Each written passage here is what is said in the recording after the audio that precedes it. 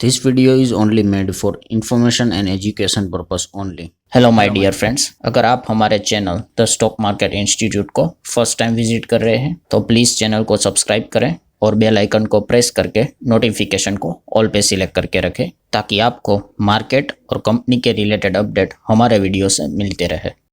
ठीक है दोस्तों, अभी हम लोग आ चुके हैं बिल्कुल हमारे नॉर्मल स्क्रीन के ऊपर। कोई अलग से बताने की ज़रूरत है नहीं दोस्तों। यस, बिल्कुल अब सभी लोगों को पता ही है पहले से कि ऑफिशियली यहाँ पे वॉर डिक्लेयर हो चुकी है। आपको पता ही है, इजराइल, अमेरिका, ईरान जो भी चीज़ें चलती थी एक दूसरे को धमकी देने की बातें यहाँ पे करते थे। फाइनली हम लोगों को वो चीज़ें वॉर में तब्दील होते हुए देखने को यहाँ पे मिल चुकी है। दोनों साइड से हम यहाँ पे कह सकते हैं ऑफिशियली उन्होंने डिक्लेयर कर दिया है कि हाँ भाई, हम यहाँ पे एक दूसरे के ऊपर अटैक कर रहे हैं और हम वॉर में एंटर यहाँ पे कर चुके हैं। और वैसे तो देखा गया दोस्तों, इससे रिलेटेड पहले ही हमें हिंट यहाँ पे मिली थी। मतलब कल के दिन बाजार गिरा था और कल के दिन का हमारा जो वीडियो था उस वीडियो में ही अगर आपने नहीं देखा है तो देख लेना, जहाँ पे हमें पता चल गया था कि आखिरी के 30 मिनट में ही, आधे घंटे में ही मार्केट जितना पूरा दिन नहीं गिरा था उतना गिर गया था। अंदाज़ा था कि भाई ऐसा कुछ यहाँ पे हो सकता है। और इस वीडियो में भी मैंने आपको बताया था कि जैसे कि आप देख सकते हो, ये देखिए कि पहले तो निफ्टी 50 की बात करें तो कल के दिन 300 पॉइंट गिरा था। ये जो गिरावट है ये लगभग 150 पॉइंट की गिरावट है एंड ये 3 बजे से लेके 3:30 बजे तक की थी। मतलब क्या दोस्तों कि लास्ट मोमेंट पे ही जाते जाते हम लोगों को बिकवाली देखने को यहाँ पे मिली है, दबाव देखने को मिला है। मतलब एक अंदाज़ा था कि भाई कि यहाँ पे इस प्रकार की चीज़ें इस वीकेंड पे हो सकती है। और जैसे मैंने आपको बताया था कि हिंट पहले से ही मिला हुआ था, क्योंकि ट्रंप ने यहाँ पे आई गेस 19 या फिर 20 फरवरी को धमकी दी थी। क्या धमकी दी थी कि भाई आपके पास 10 दिन है, हमारे कंडीशन को मानो। अगर ईरान हमारी कंडीशन को मतलब मानकर अगर डील नहीं करता है, समथिंग बैड विल हैपन, ये उन्होंने पहले ही बोल दिया था। एंड इसीलिए यहाँ पे मतलब एक अंदाज़ा तो था कि भाई इस प्रकार की घटना यहाँ पे घट सकती है। और इस डेडलाइन की आखिर तारीख मतलब कब की थी? 1 मार्च। 1 मार्च मतलब कल संडे। लगा था कि भाई आज रात कुछ तो हो सकता है। बट आपको पता ही है ये जो युद्ध होता है, जंग होता है, उसमें हमेशा सरप्राइज अटैक से ज़्यादा यहाँ पे किए जाते हैं। इवन दो डेडलाइन तो कल की थी, फिर भी उसके एक दिन पहले ही यहाँ पे हम लोगों को अटैक होते हुए देखने को यहाँ पे मिल चुका है। आप देख सकते हो अमेरिका, इजराइल ने यहाँ पे ईरान के ऊपर अटैक यहाँ पे लॉन्च कर दिया था। बहुत सारे एक्सप्लोजिव भी हम लोगों को धमाके होते हुए देखने को मिल चुके हैं। तेहरान से रिलेटेड खबरें आप लोगों ने देख ली होगी। ट्रंप ने भी अनाउंसमेंट किया है कि यस, बहुत बड़ा ऑपरेशन उन्होंने यहाँ पे अनाउंस किया है। एंड ऑपरेशन का नाम भी आप देख सकते हो, ऑपरेशन एपिक फेरी। ये अभी फ़िलहाल तो हम लोगों को देखने को यहाँ पे मिल रहा है। यहाँ पे सबसे पहले अटैक किसने किया था? तो सबसे पहले अटैक यूएस और इजराइल ने मिलकर ही प्री अटेम्प्टिव स्ट्राइक यहाँ पे किया है। प्री अटेम्प्टिव स्ट्राइक मतलब क्या कि जैसे कि आपको पता ही है दोस्तों कि इनको पहले से ही डर है कि कहीं इजराइल मतलब ईरान की अगर बात कर ले तो अपना जो ईरान का टारगेट यहाँ पे क्या है कि भाई न्यूक्लियर वेपन बनाना है। तो वो अगर बन गया तो इजराइल को काफ़ी खतरा यहाँ पे हो सकता है। तो इसलिए उन्होंने क्या किया कि भाई वो हम बनने ही नहीं देंगे, पहले हम इसके पहले अटैक कर देंगे। तो आज सुबह सुबह उन्होंने यहाँ पे अटैक कर दिया था और जस्टिफिकेशन भी उन्होंने यही दिया है प्री अटेम्प्टिव स्ट्राइक का कि ये भाई काफ़ी बड़ा थ्रेट है ईरान का ये जो न्यूक्लियर प्रोग्राम है। और हम लोगों ने उनको बार बार वार्निंग दी है कि आप अपना ये प्रोग्राम ड्रॉप करो, पर वो नहीं सुन रहे। अब नहीं सुन रहे तो भाई हम थोड़ी ना उस दिन का इंतज़ार करेंगे कि वो बनाएंगे और अटैक करेंगे। तो एक बार वो बन गया तो इसराइल के लिए वो हमेशा के लिए खतरा हो गया। तो इसी चीज़ को जस्टिफिकेशन देकर उन्होंने प्री अटेम्प्टिव स्ट्राइक यहाँ पे किया है। और अल्टीमेटली उनका टारगेट क्या रहेगा कि वहाँ की लीडरशिप, मेजर लोग जो गवर्नमेंट के जो बिल्डिंग्स रहेंगे जहाँ पे ये सारी चीज़ें यहाँ पे चलती है, उनके सुप्रीम लीडर्स है, उन्हीं को टारगेट यहाँ पे करने की कोशिश यहाँ पे कर रहे हैं। देन अगर हम लोग यहाँ पे देखेंगे तो आप चेक कर सकते हो कि ये जो अटैक है मतलब इराक वॉर हुआ था, आपको पता है। उसके बाद हम कह सकते हो मिडल ईस्ट में अमेरिका ने सबसे बड़ा अपना जो मिलिट्री सेटअप है वो करके रखा हुआ था। हम कह सकते हैं कि ये जो जंग काफ़ी लंबी भी हो सकती है।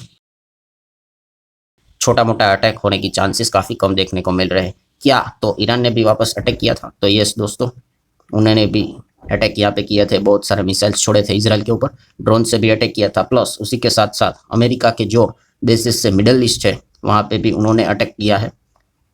हम यहाँ पे कह सकते हैं दोस्तों, जैसे अभी मैंने आपको बताया कि टोटल वॉर यहाँ पे डिक्लेयर हो चुका है। दोनों तरफ से हम लोगों को अब बड़े लेवल पे ये युद्ध देखने को यहाँ पे मिल रहा है। तो ये तो खबर हम लोगों को पता ही चल गई है। सो अब सबसे इम्पोर्टेंट चीज़ क्या है कि भाई चैनल में हम हर बार शेयर बाजार के रिलेटेड ही करते हैं, तो इसके इम्पैक्ट शेयर मार्केट के ऊपर पड़ेगा कि नहीं पड़ेगा। तो भाई वॉर किसी चीज़ का थोड़ी ना वेलकम करता है कि भाई वॉर हो रहा है मार्केट यहाँ ऊपर भागेगा, तो ऐसा बिल्कुल भी नहीं होता है। तो इस प्रकार की घटना हमेशा इकोनॉमी को डैमेज करती, भले हमारा देश डायरेक्टली इन्वॉल्व ना हो, बट इनडायरेक्टली घूम फिर के कहीं ना कहीं से डैमेज हो ही जाता है। सो एक नेगेटिव इम्पैक्ट तो रहता ही रहता है। अब वो कितना होगा वो देखने वाली बात है। देन उसी के साथ साथ अगर हम लोग यहाँ पे बात करें, सबसे इंपॉर्टेंट चीज़ क्या होती है, क्रूड ऑयल।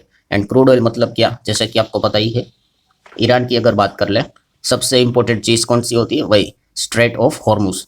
जो ये आपको एक पर्टिकुलर जो जगह देखने को यहाँ पे मिल रही है, समंदर का इतना सा छोटा सा जो हिस्सा है, यही से आपको ग्लोबल लेवल का 20% ऑयल से रिलेटेड चीज़ें आती जाते मिली जाती है देखने को। एंड अगर आप चेक भी करोगे तो कल से अगर हम लोग यह बात करें, ये कल का डेटा है, आपको पहले ही बता देता हूँ। आप कह सकते हो क्रूड यहाँ पे 72% के आसपास चल गया था, फिर अगेन 73% आसपास चला गया था। अभी क्रूड का भाव मत चेक करना क्योंकि अभी तो मार्केट बंद है, कोई मूवमेंट आपको देखने को नहीं मिलेगा। बट जैसे ही यह सारी चीज़ें होते हुए देखने को मिल चुकी है, तो ग्लोबल लेवल पे अभी इसकी चर्चा भी शुरुआत हो चुकी है कि ऑयल 110 तक चला जाएगा। खास करके वही स्टेट ऑफ हॉर्मुज की अगर बात कर ले, प्लस उसी के साथ साथ इंडिया के लिए खतरा कौन सा आता है, तो इंडिया के लिए खतरा कौन सा है कि भाई जो स्टेट ऑफ हॉर्मुज है, उसकी जो बात मैंने की, वहीं से हमारा 50% का इंडिया का जो ऑयल है वो इम्पोर्ट वहीं से होता है। सो इसीलिए ये सबसे बड़ा थ्रेट हम लोगों को देखने को मिल जाता है। इम्पैक्ट की बात करें तो यही सबसे बड़ा इम्पैक्ट हम लोगों को देखने को यहाँ पे मिल जाता है, जो कि शेयर बाजार के ऊपर देखने को मिल सकता है। एंड उसी के साथ साथ सबसे बड़ा प्रॉब्लम क्या है कि भाई हमारा गिरता हुआ रुपी, भाई वो क्रूड खरीदेंगे तो उसके लिए जो रुपया भी है वो भी लगातार गिर रहा है, क्योंकि जो क्रूड का भाव जो निकलेगा भाई वो पेमेंट कर रहे वो तो डॉलर में ही करना पड़ता है। तो अभी 70 का था, वो अगर कल जाकर 100 का क्रूड हो गया और ये ऊपर से 90 का जो रुपी है 93 हो गया, तो भाई वो हम लोगों को डबल झटके लगेगी। सो ये सबसे बड़ा सरदर्द हम लोगों को देखने को मिल रहा है। और इससे क्या होगा, हमारा इंपोर्ट बिल बढ़ेगा, उससे हमारा ट्रेड डेफिसिट और वाइड होगा, और उससे फिर हमारा इन्फ्लेशन है वो और ज़्यादा बढ़ने का खतरा होगा, और अल्टीमेटली हमारे जीडीपी के ऊपर दबाव पड़ेगा। मतलब जो सारी चीज़ें जो अच्छी रहती है वो खराब होगी, और जो खराब चीज़ें हैं वो बढ़ जाएगी। तो इसीलिए आप यहाँ पे अंदाज़ा लगा सकते हो कि इसका इम्पैक्ट कैसे यहाँ पे निकल कर आता है। तो यही चीज़ें फिलहाल तो हम लोगों को देखने को यहाँ पे मिल रही है। एंड इसी चीज़ के चलते, मतलब जो हम कहते हैं ना कि बाजार के ऊपर प्रेशर क्यों आता है, तो वो इसी चीज़ को लेकर फेयर फैक्टर हम लोगों को देखने को मिलता है। बीच में आर्टिकल्स भी हम लोगों को देखने को मिले थे कि अगर ये वोट स्टार्ट हुई तो क्रूड को 75 होने में ज़्यादा टाइम नहीं लगेगा, और ऑलरेडी आप देख सकते हो 73 हो चुका है।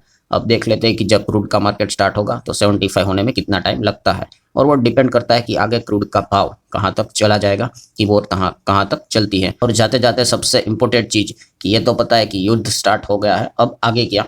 सो आगे में देखो, सबसे पहले अगर आप ये सोचोगे कि ये कितना लंबा चलेगा, तो एग्जैक्टली भाई उसका कोई भी आंसर डेट या नहीं होता है कि भाई 1 हफ्ता चलेगा या 2 हफ्ता चलेगा। वॉर ऐसी चीज़ होती है जो एक बार एंट्री की ना, तो कब एग्जिट होगा पता नहीं चलेगा। वो रशिया यूक्रेन देख लो, अभी भी वो चल रहा है, तो ये कितना चलेगा और कब तक चलेगा वो पता नहीं है। लेकिन अगर आप देखोगे कि आप ये सोचो कि इन सभी चीज़ों में कोई होप वाली बात है, तो होप मतलब मार्केट के लिए कोई अच्छी बात है, तो अच्छी बात तो एक ही होगी कि भाई ये जल्द से जल्द वॉर है वो यहाँ पे एंड हो जाए, स्टॉप हो जाए।